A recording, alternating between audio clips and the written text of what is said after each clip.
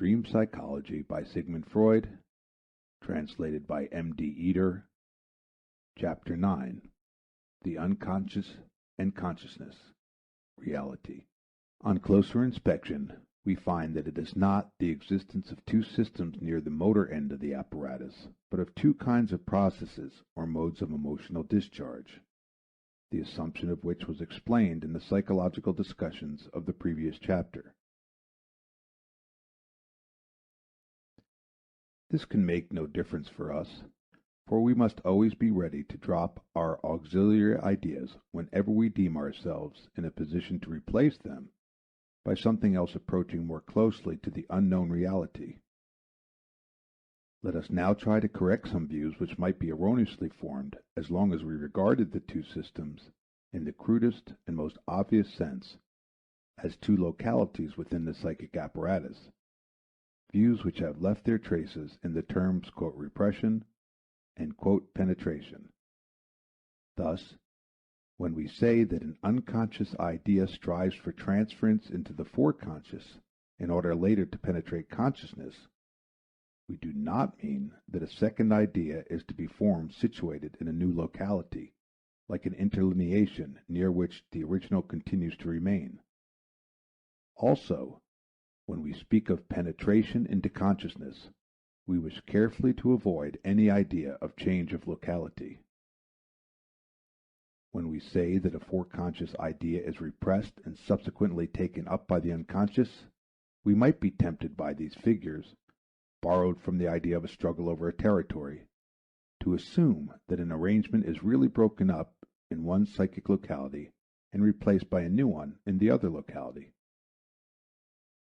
For these comparisons, we substitute what would seem to correspond better with the real state of affairs by saying that an energy occupation is displaced to, or withdrawn from, a certain arrangement, so that the psychic formation falls under the domination of a system or is withdrawn from the same. Here again, we replace a topical mode of presentation by a dynamic. It is not the psychic formation that appears to us as the moving factor, but the innervation of the same.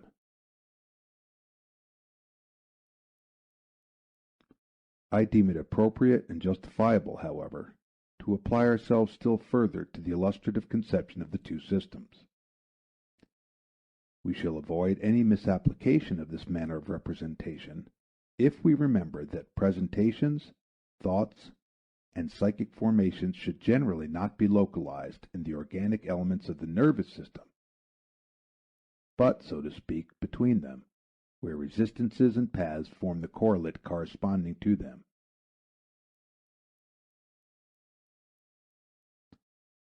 Everything that can become an object of our internal perception is virtual, like the image in a telescope produced by the passage of the rays of light. But we are justified in assuming the existence of the systems, which have nothing psychic in themselves and which never become accessible to our psychic perception, corresponding to the lenses of the telescope which design the image.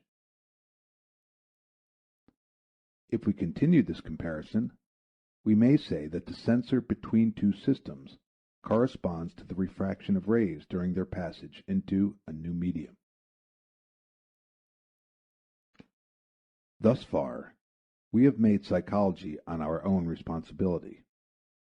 It is now time to examine the theoretical opinions governing present-day psychology and to test the relation to our theories. The question of the unconscious in psychology is, according to authoritative words of lips, less a psychological question than the question of psychology. As long as psychology settled this question with the verbal explanation that the "psychic" is the "conscience," and that the "unconscious psychic occurrences" are an obvious contradiction, a psychological estimate of the observations gained by the physician from abnormal mental states was precluded. The physician and the philosopher agree only when both acknowledge that the unconscious psychic processes are "the appropriate and well-justified expression for an established fact."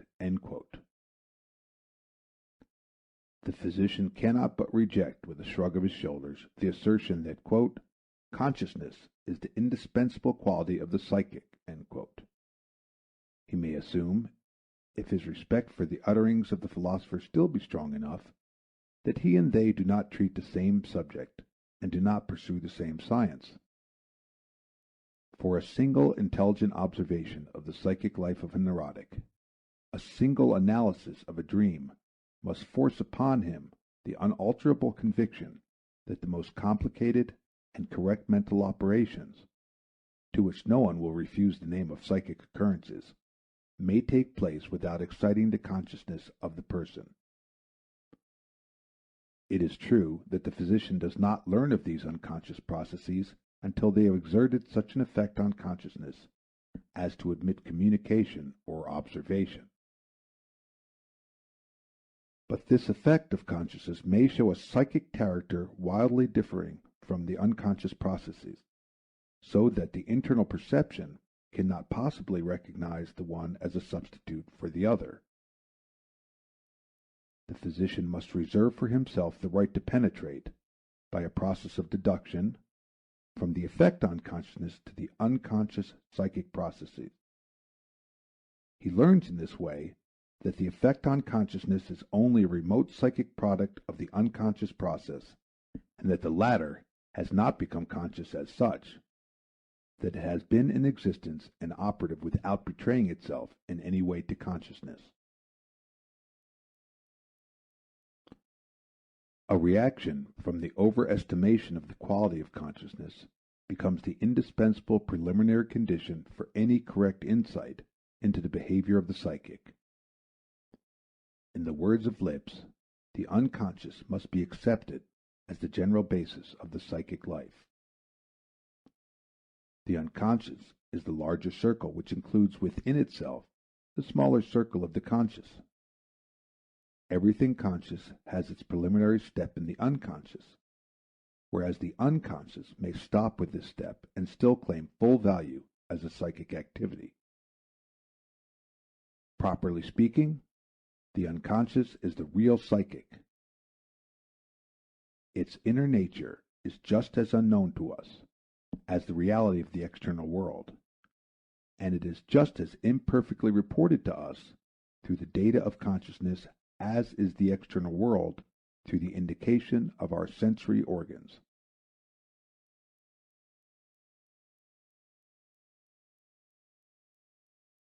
A series of dream problems which have intensely occupied older authors will be laid aside when the old opposition between conscious life and dream life is abandoned, and the unconscious psychic assigned to its proper place.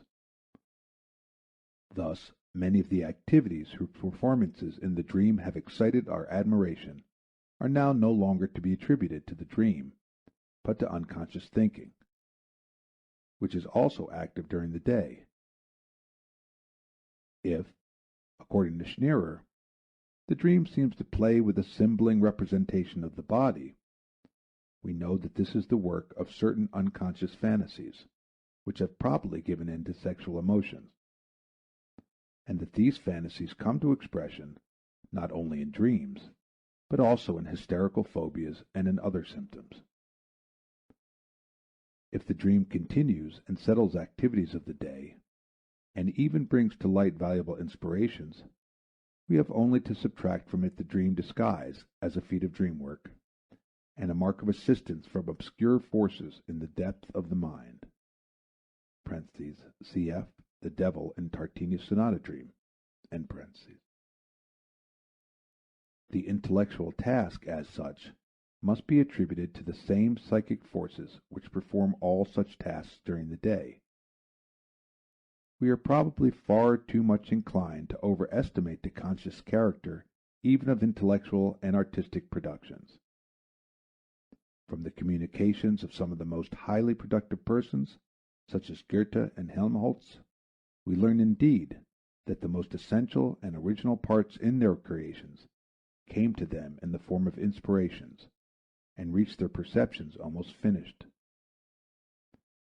There is nothing strange about the assistance of the conscious activity in other cases where there was a concerted effort of all the psychic forces. But it is a much abused privilege of the conscious activity that is allowed to hide from us all other activities wherever it participates.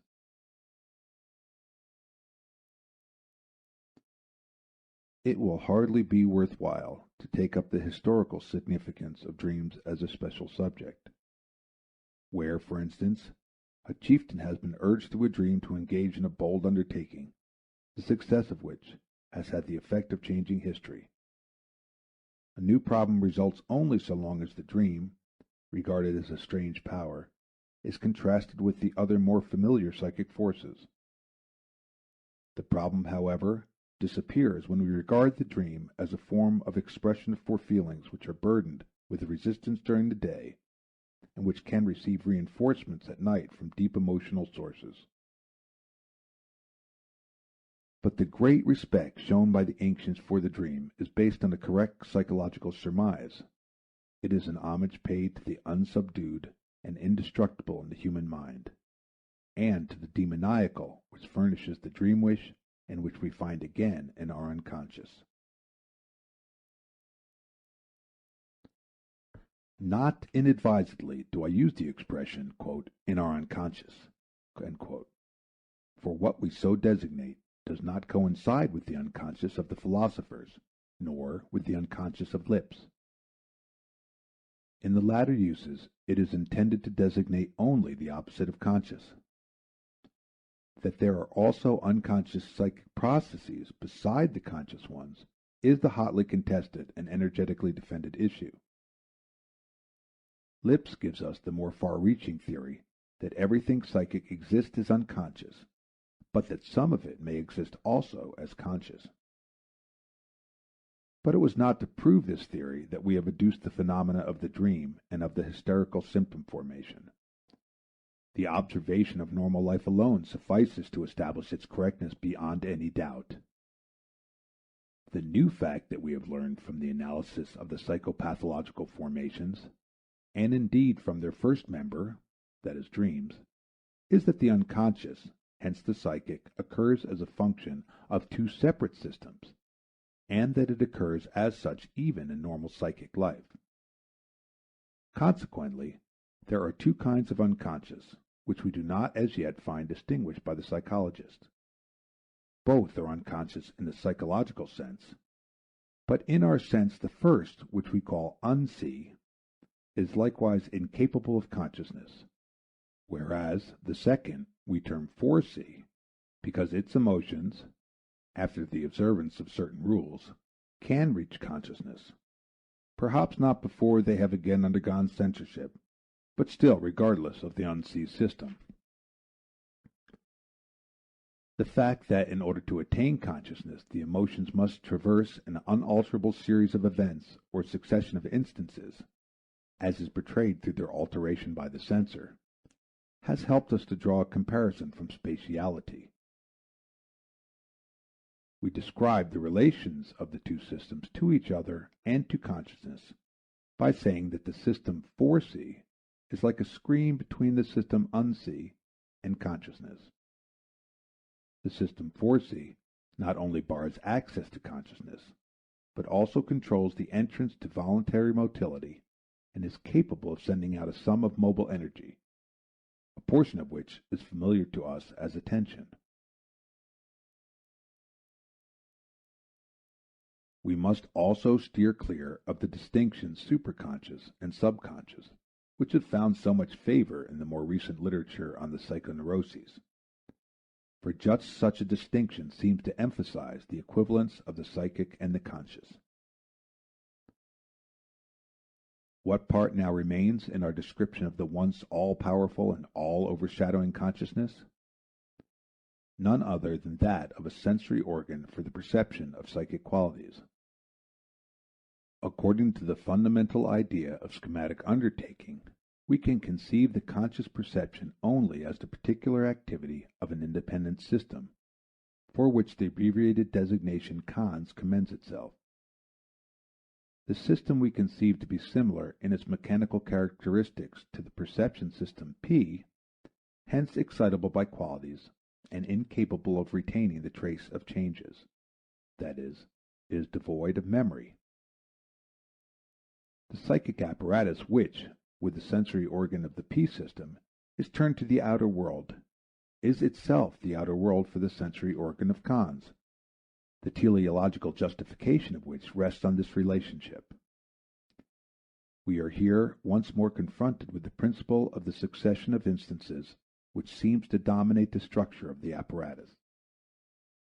The material under excitement flows to the cons, sensory organ from the two sides, firstly from the P system, whose excitement, qualitatively determined, probably experiences a new elaboration until it comes to conscious perception, and, secondly, from the interior of the apparatus itself, the quantitative processes of which are perceived as qualitative series of pleasure and pain as soon as they have undergone certain changes.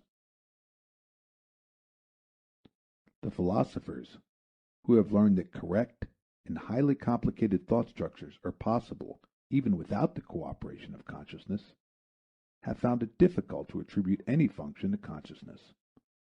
It has appeared to them a superfluous mirroring of the perfected psychic process. The analogy of our con system with the systems of perception relieves us of this embarrassment. We see that perception through our sensory organs results in directing the occupation of attention to those paths on which the incoming sensory excitement is diffused.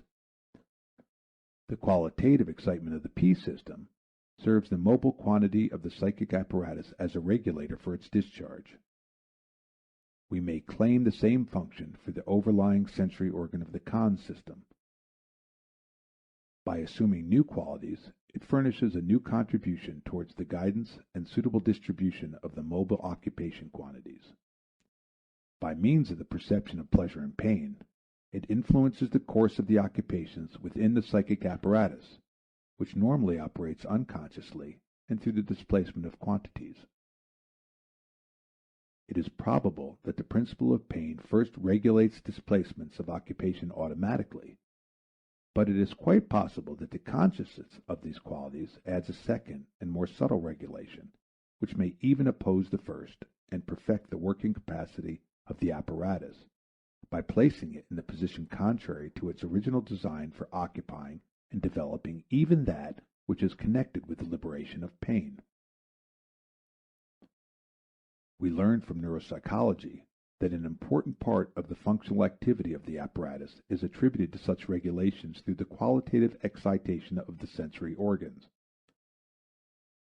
The automatic control of the primary principle of pain and the restrictions of mental capacity connected with it are broken by the sensible regulations, which in their turn are again automatisms.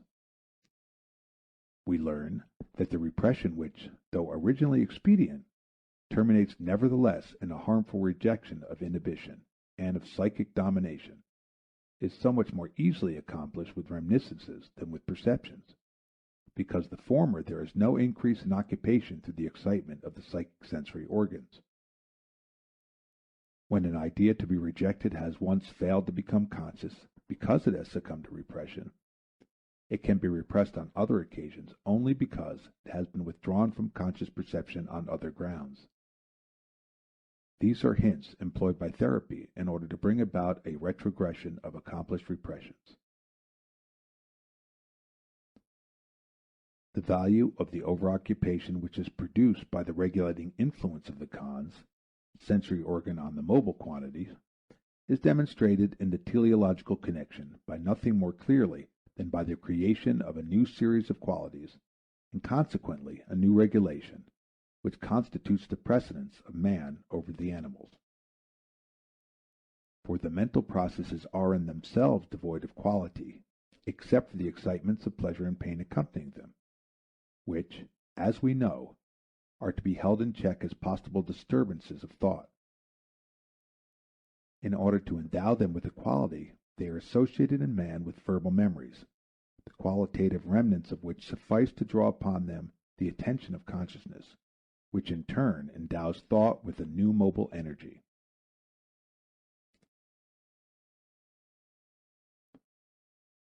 The manifold problems of consciousness in their entirety can be examined only through an analysis of the hysterical mental processes.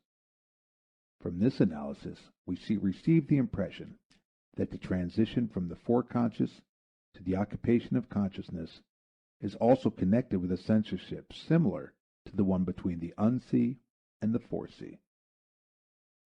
This censorship, too, begins to act only with the reaching of a certain quantitative degree, so that few intense thought formations escape it. Every possible case of detention from consciousness, as well as of a penetration to consciousness under restriction, is found included within the picture of the psychoneurotic phenomena. Every case points to the intimate and twofold connection between the censor and consciousness.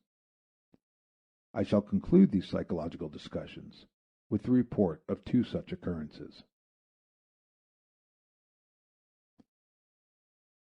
On the occasion of a consultation a few years ago, the subject was an intelligent and innocent-looking girl. Her attire was strange. Whereas a woman's garb is usually groomed to the last fold, she had one of her stockings hanging down and two of her waist buttons opened. She complained of pains in one of her legs and exposed her leg unrequested. Her chief complaint, however, was in her own words as follows. She had a feeling in her body as if something was stuck into it, which moved to and fro and made her tremble through and through. This sometimes made her whole body stiff. On hearing this, my colleague in consultation looked at me. The complaint was quite plain to him. To both of us it seemed peculiar that the patient's mother thought nothing of the matter. Of course she herself must have been repeatedly in the situation described by her child. As for the girl, she had no idea of the import of her words, or she would never have allowed them to pass her lips. Here the censor had been deceived so successfully that under the mask of an innocent complaint, a fantasy was admitted to consciousness which otherwise would have remained in the foreconscious. Another example. I began the psychoanalytic treatment of a boy of 14 years who was suffering from tic convulsif, hysterical vomiting, headache, etc., by assuring him that, after closing his eyes, he would see pictures or have ideas, which I requested him to communicate to me. He answered by describing pictures. The last impression he had received before coming to me was visually revived in his memory. He had played a game of checkers with his uncle, and now saw the checkerboard before him.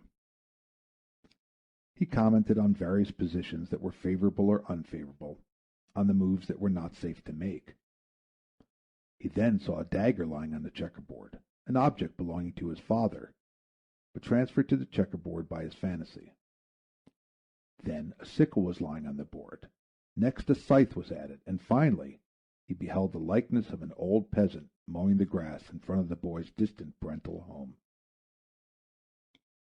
A few days later, I discovered the meaning of this series of pictures.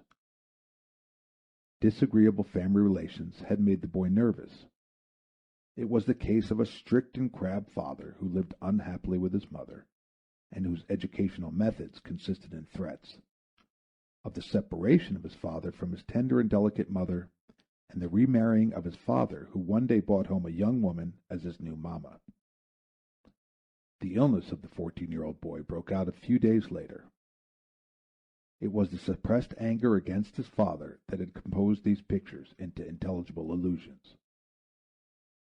The material was furnished by a reminiscence from mythology. The sickle was the one with which Zeus castrated his father. The scythe and the likeness of the peasant represented Kronos, the violent old man who eats his children, and upon whom Zeus wreaks vengeance in so unfilial a manner. The marriage of the father gave the boy an opportunity to return the reproaches and threats of his father, which had previously been made because the child played with his genitals, the checkerboard, the prohibited moves, the dagger with which a person may be killed, We have here long repressed memories and their unconscious remnants which, under the guise of senseless pictures, have slipped into consciousness by devious paths left open to them.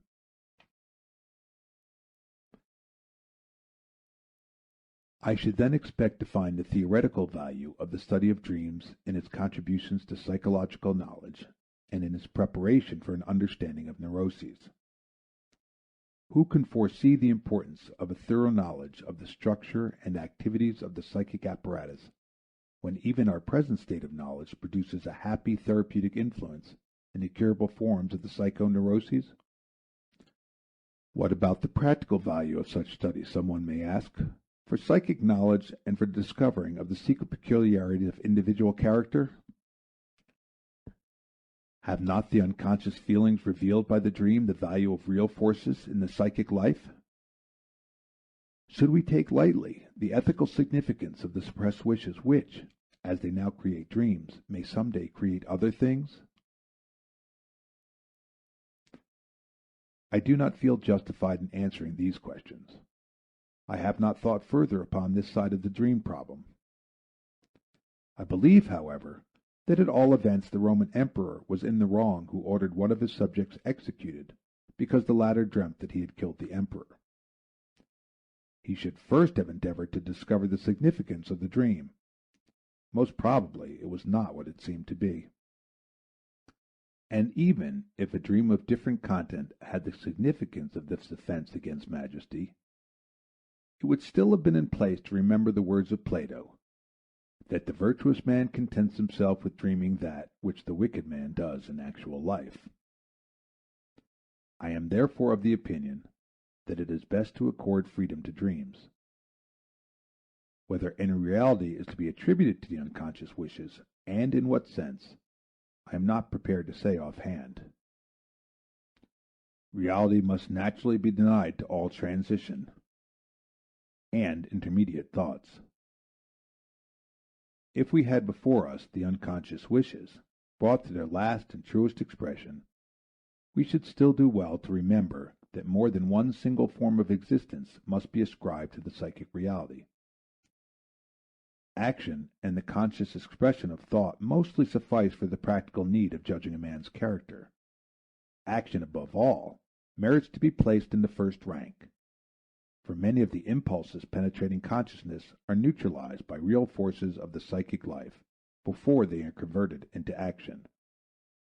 Indeed, the reason why they frequently do not encounter any psychic obstacle on their way is because the unconscious is certain of their meeting with resistances later. In any case, it is instructive to become familiar with the much raked up soil from which our virtues proudly arise.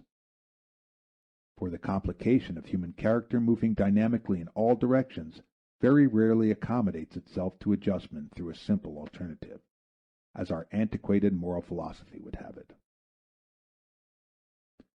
And how about the value of the dream for knowledge of the future? That, of course, we cannot consider. One feels inclined to substitute, quote, for a knowledge of the past, quote, for the dream originates from the past in every sense.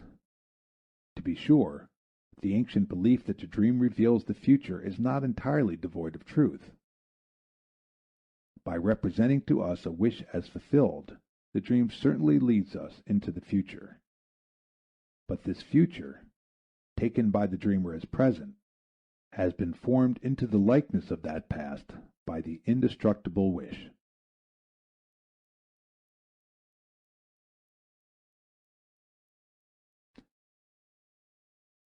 End of Chapter 9, The Unconscious and Consciousness, Reality. End of Dream Psychology by Sigmund Freud, translated by M.D. Eder.